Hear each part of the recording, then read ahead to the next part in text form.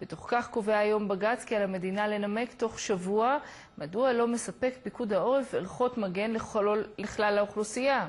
פרטים בכתבתו של ירון אברהם. אחד מהנושאים שאולי חסר פיקוח פרלמנטרי הוא המעקב אחר המוכנות בגזרת ערכות המגן.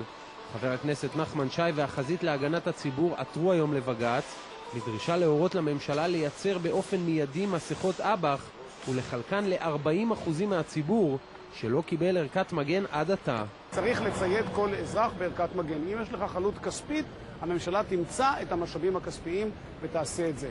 זו פעולה שהיא חיונית ומתבקשת בזמן הזה ובמקום הזה, וצריך לסיים את הסאגה הזאת אחת ולתמיד.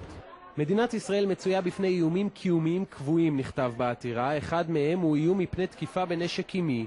נושא הצטיידות הציבור כולו בערכות מגן חוזר ונשנה בשיח הציבורי ובהחלטות הממשלה.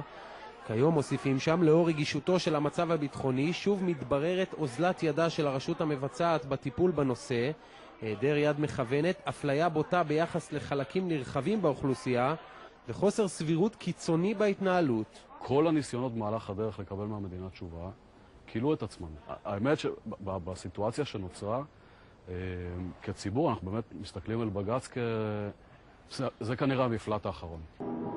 זו לא הפעם הראשונה שבג"ץ נדרש לנושא מסכות האב"ח. ב-1991, ערב פרוץ מלחמת המפרץ, הוא חייב את המדינה לחלק ערכות מגן לכלל האזרחים והתושבים בתחומי ישראל. אז גם הפעם המדינה תצטרך לספק תשובות, כך קובע היום בג"ץ, ולענות לעתירה עד יום שלישי הבא.